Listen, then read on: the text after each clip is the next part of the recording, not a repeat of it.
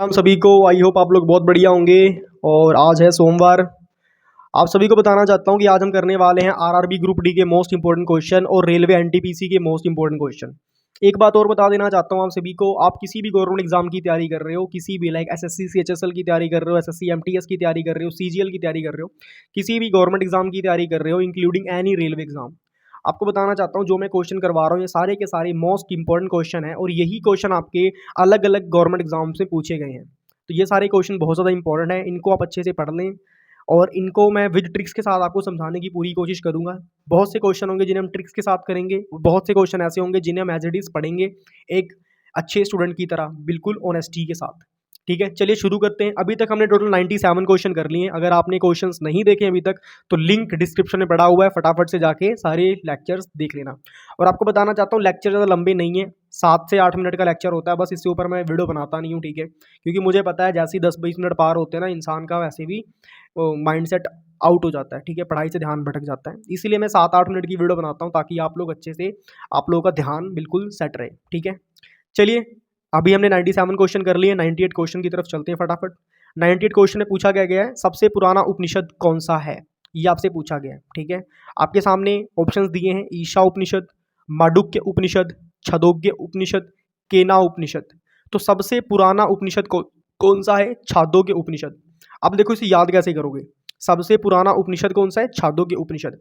अब देखो उपनिषद किस में होते हैं, सबसे पहली बात है उपनिषद होते हैं वेदों में। अभी इसके पहले वाली वीडियो में हम वेदों के बारे में बढ़ के आ रहे हैं कि टोटल अपने पास कितने वेद हैं। अपने पास टोटल 4 वेद होते हैं। कितने वेद होते हैं? 4 वेद होते हैं। कौन कौन से? ऋग्वेद, सामवेद, यजुर्वेद, अथर्ववेद। क्लियर होगी बात इतनी?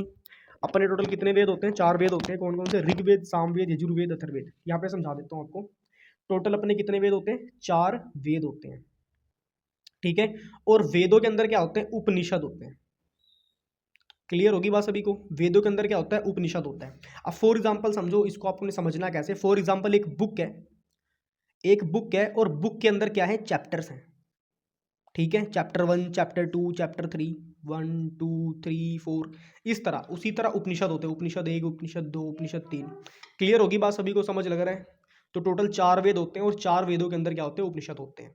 क्लियर होगी बात? तो समझ लगी बात? टोटल, एक सेकंड लाइट ऑन कर लूँ। तो टोटल अपने 4 वेद होते हैं और उसके अंदर उपनिषद होते हैं। मैंने आपको समझा दिया। फॉर एग्जांपल एक बुक है, अपने पास 4 किताबें हैं और 4 किताबों के अंदर अलग अलग चैप्टर हैं। इसे बोलेंगे वेद और चैप्टर को बोलेंगे उपनिषद। क्लियर होगी बात सभी को? समझ लग गया? अब देखो एक बात और समझानी है। कई लोग रट्टा मार के पढ़ते हैं, रट्टा मार के बिल्कुल भी नहीं पढ़ना, आपको अच्छे तरीके से पढ़ना है। ठीक है, समझ के पढ़ना है। कोई भी चीज़ होगी अगर आप समझ के पढ़ोगे, अच्छे से पढ़ोगे समझ के, आपके दिमाग में लाइफ लॉन्ग वो चीज़ें रहेंगी। अगर आप रट्टा मारोगे, क्रैमिंग करोगे, वो चीज़ें आपके लाइफ से बहुत जल्दी चली जाएंगी और आप बहुत जल्दी भूल जाओगे। ठीक है ना, इसीलिए हमें क्रैमिंग नहीं करनी, हमें अच्छे से चीज़ों को पढ़ना है, समझना है। ठीक है, अब आपको एक बात और बता देता हूँ, अपनी वीडियो की टाइमिंग क्या क्या है। देखो, अपनी वीडियो 3 बजे से लेके 8 बजे तक पढ़ती है। एक वीडियो प्रॉपर 3 बजे पढ़ जाएगी, फिर 4 बजे, फिर 5, 6, 7, 8, ऐसे हमारी वीडियो की टाइमिंग है। और आपको बताना चाहता हूँ जो हमारी वीडियो है ना, वो 8 से 9 मिनट के बीच बीच में बनती है, ज़्यादा लंबी वीडियो बनाता नहीं हूँ। और अगर टोटल बात करें, अगर आपने 6 की 6 वीडियो देख ली तो टोटल आपका कितना टाइम लगेगा? सिर्फ 48 मिनट लगेंगे बस। और 48 मिनट में आपके जीके के most important questions, ancient history यानी कि प्राचीन इतिहास के most important question easily cover हो जाएंगे। अगर आप इन चीज़ों को कवर करना चाहते हो तो फटाफट से चैनल को सब्सक्राइब कर लो, क्योंकि बेनिफिट आप सभी का ही है। ठीक है, ये चीज़ें मैंने आपको समझानी थी, जो कि मैं आपको समझा चुका हूँ। अपनी तरफ से मैं सारी क्लैरिफाई कर चुका हूँ, सारी क्लैरिटी कर चुका हूँ। ठीक है, अगर आपने चैनल को सब्सक्राइब नहीं करा तो फटाफट से कर लो सब्सक्राइब, क्योंकि बेनिफिट आप लोगों का है। ठीक है, फ्री ऑफ कॉस्ट आपको इतना अच्छा क्वालिटी कंटेंट देखने को मिल रहा है। ऐसा कंटेंट आपको कहीं और देखने को नहीं मिलेगा, कहीं और। समझ लो, अगर कोई भी पेपर होता है ना, अगर 1 से 2 बार रिपीट हो जाता है ना, 1 से 2 बार रिपीट हो जाता है जस्ट, तो टीचर्स क्या होते हैं उसे बोलते हैं मोस्ट इंपोर्टेंट, मोस्ट इंपोर्टेंट।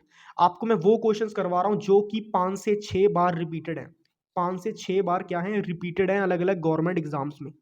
समझ लगी मेरी बात? ऐसा नहीं कि सिर्फ ये जो क्वेश्चंस मैं आपको करवा रहा हूँ, ये जो क्वेश्चंस करवा रहा हूँ ये सिर्फ रेलवे में पूछे गए, ऐसा नहीं है। ये अलग अलग गवर्नमेंट एग्जाम्स में ही पूछे गए हैं। अगर आपने मेरी पहले वाली वीडियोस देखी होंगी, जो से अपने बच्चे पुरानी वीडियो देख रहे हैं, उनको पता है कि जो मैंने आपको बकायदा प्रूफ के साथ बताया कि फलाना क्वेश्चन फलाने एग्जाम में आया हुआ है, ये सारी चीज़ें डिटेल में आपको मैंने बताई हुई हैं। तो इसीलिए कह रहा हूँ फटाफट से चैनल को सब्सक्राइब कर लो, क्योंकि देखो जो हमारी वीडियो डालने का टाइम है, ठीक है, वो यही है। और ऐसा ना हो कि दोबारा ये वीडियो आपकी सर्च लिस्ट में ही ना आ पाए। ठीक है, ये आपको पता ही नहीं लग पाए, इसीलिए फटाफट से चैनल को सब्सक्राइब कर लो। चलिए चलते हैं वापस अपने क्वेश्चन की तरफ। ठीक है, क्वेश्चन हमारा इधर था। इधर चलते हैं फटाफट। अब देखो यहाँ पर क्या पूछा गया है, सबसे पुराना उपनिषद कौन सा है? छांदोग्य उपनिषद है। अब आपको समझना है छांदोग्य याद कैसे करना। अब देखो फॉर एग्जांपल कोई कपड़ा है, कपड़ा तब कब फटता है? जब वो पुराना हो जाता है। कपड़ा कब फटता है? जब वो पुराना हो जाता है। जब पुराना कपड़ा होता है उसमें क्या होता है? उसमें छेद हो जाते हैं। ठीक है, पुराने कपड़े में क्या हो जाते हैं? छेद हो जाते हैं। और छा से छांदोग्य, और छांदोग्य मतलब छेद, है ना। और छेद कब होते हैं? जब कपड़ा पुराना हो जाता है। तो इसी से आप रिलेट करके याद कर सकते हो सबसे पुराना उपनिषद कौन सा है? छांदोग्य उपनिषद। क्लियर होगी बात सभी को? चलिए बहुत बढ़िया। और आपको बताना एक बात और चाहता हूँ कि ये आरआरबी ग्रुप डी में पूछा गया है। ठीक है, 12/10/2018 की शिफ्ट 1 में पूछा ही गया, और साथ साथ में ये सीपीओ के एग्जाम में भी क्वेश्चन आया हुआ था। ठीक है, क्वेश्चन नंबर 98 हमारा कंप्लीटली डन हो चुका है। ठीक है, एक बात और आपको बता देता हूँ मैं, अगर आपको कोई भी दिक्कत परेशानी हो रही है तो आप मुझे कमेंट करके पूछ सकते हो। ठीक है, अब आगे देखो क्वेश्चन नंबर 99 की तरफ चलते हैं। 99 में क्या पूछा गया है? वैदिक ग्रंथों के अनुसार, वैदिक ग्रंथों के अनुसार, वैदिक मतलब होता है पुराने, ठीक है, प्राचीन ग्रंथ जो उनसे होते हैं ना उनको बोलते हैं वैदिक ग्रंथ। वैदिक ग्रंथों के अनुसार संग्रहिणी का क्या कार्य था? संग्रहिणी का क्या कार्य था? ऑप्शन दिया आपके, कोकाक्षय, खजांची, सारथी, कर संग्राहक, चारण। तो ये है कोकाक्षय, खजांची। और ये क्वेश्चन भी आपके आरआरबी ग्रुप डी में पूछा गया। यहाँ पे गलती से आरसी हो गया, ये आरआरबी है। ठीक है, सेट कर लेना। आरआरबी ग्रुप डी 19/9/2022 की शिफ्ट 2 में पूछा गया है। क्लियर होगी बात सभी को? अब एक बात और आपको समझा देता हूँ कि जो हमने प्लेलिस्ट बनाई है इनकी इनकी हमने ना प्लेलिस्ट बनाई है क्वेश्चंस की। अभी जैसे हमने टोटल 99 क्वेश्चन इजीली कर चुके हैं ना, 99 क्वेश्चन कवर कर चुके हैं। अगर आप एक से लेके पूरे 99 क्वेश्चन देखना चाहते हो तो हमने प्लेलिस्ट बनाई है। लिंक प्लेलिस्ट का हमने डिस्क्रिप्शन में डाला हुआ है, आप वहाँ से जाके चेकआउट कर सकते हो। ये हमारी प्लेलिस्ट है आरआरबी एनटीपीसी जीके पीवाईक्यू। ठीक है, लिंक आपको डिस्क्रिप्शन में मिल जाएगा। D4 क्या है? डिस्क्रिप्शन है। मैं लिख देता हूँ यहाँ पे, D4 क्या है? डिस्क्रिप्शन। क्लियर होगी बात सभी को? D4 क्या है? डिस्क्रिप्शन। लिंक आपको डिस्क्रिप्शन में मिल जाएगा, आप यहाँ से जाके इजीली देख सकते हो। ठीक है, और कोई भी आपको प्रॉब्लम फेस हो रही है कि कोई क्वेश्चन समझ नहीं आ रहा है, कोई दिक्कत परेशानी है, आप कमेंट कर देना। ठीक है, मैं उसे देख लूँगा। क्लियर होगी बात सभी को? चलिए आगे चलते हैं नेक्स्ट क्वेश्चन की तरफ। नेक्स्ट क्वेश्चन हमसे क्या पूछा गया है? Question number 100। थोड़ा लंबा क्वेश्चन है मगर इसको हम पढ़ेंगे जरूर। ठीक है, अब क्वेश्चन नंबर 100 में क्या बोला, एक मिनट थोड़ा सा फोन सेट कर लेते हैं। अब ठीक है, क्वेश्चन नंबर 100 हमसे पूछा गया है, उस सही कथन समूह का चयन कीजिए जो भारत सरकार के अनुसार भारत की शास्त्रीय भाषा होने संबंधी मानदंडों का समर्थन करता है। उस भाषा के गुणों में निम्नलिखित गुण शामिल होने चाहिए। आपके सामने ऑप्शंस दिए हुए हैं टोटल। ऑप्शन ए पढ़ते हैं, उसके प्रारंभिक ग्रंथों अभिलिखित इतिहास के अधिक प्राचीनता जो 1500 से 2000 वर्ष से अधिक प्राचीन हो। कहने का मतलब बोल रहा है कि प्राचीन ग्रंथ वो होंगे जिनकी 1500 से 2000 वर्ष से अधिक टाइम हो चुका हो। ठीक है, उस ग्रंथ को उसको बोलेंगे प्राचीन ग्रंथ। सेकंड पॉइंट क्या बोला गया है इसमें, देखो, उसके प्राचीन साहित्य ग्रंथों का एक नियम हो, निकाय हो, सॉरी नियम बोल दिया, निकाय हो, जिसे वह भाषा बोलने वाले लोगों की पीढ़ियों द्वारा मूल्यवान विरासत माना जाता हो। कहने का मतलब है जो सेकंड पॉइंट में बोला गया है कि वो हमें ग्रंथ चाहिए जिसकी जो भाषा हो बहुत ज़्यादा मतलब पुरानी हो, प्राचीन हो। जैसे कि संस्कृत भाषा होगी, संस्कृत भाषा क्या है? बहुत ही पुरानी भाषा है। ठीक है, थर्ड पॉइंट में क्या बोला है, उसकी साहित्यिक परंपरा में मौलिकता हो जो किसी अन्य भाषा समुदाय से उधार नहीं ली गई हो। जो उसकी भाषा है, जो उसके वर्ड हैं, वो किसी के कॉपी ना हो। ठीक है, जैसे फॉर एग्जांपल यूट्यूब में क्या होता है, अगर आप किसी की वीडियो उठा के डाल दोगे तो कॉपीराइट क्लेम पड़ जाता है ना। तो उसी तरह ग्रंथों में है कि अपनी भाषा होनी चाहिए, अपने शब्द होने चाहिए, अपनी लाइन्स होनी चाहिए, किसी की कॉपी नहीं करनी, किसी की ट्यूनिंग कॉपी नहीं करनी, किसी का कुछ भी कॉपी नहीं करना। 100% सब आपका ओरिजिनल होना चाहिए। ठीक है, फोर्थ पॉइंट लास्ट है, हमें इसमें क्या बताया गया है, जिसके बोलने वाले की संख्या कम से कम 20 लाख हो। ये आपके सामने ऑप्शन दिया हुआ है, अब आपको बताना इनमें से सही ऑप्शन है कौन सा। So the right answer is, थोड़ा सा और ऊपर कर देते हैं, इसका राइट आंसर है पहला, दूसरा और तीसरा पॉइंट। ठीक है, यानी कि पहला, दूसरा और तीसरा पॉइंट सही है, चौथा पॉइंट सही नहीं है। ऐसा किसी भी ग्रंथ में नहीं बोला गया है कि कम से कम उसकी संख्या 20 लाख हो, कम से कम 20 लाख बारी पढ़ चुका हो, ऐसा कुछ भी नहीं है। ठीक है, तो ये क्वेश्चन आपको रेलवे ग्रुप डी में पूछा गया था। कब पूछा गया था? 27/9/2022 को शिफ्ट 3 में पूछा गया था।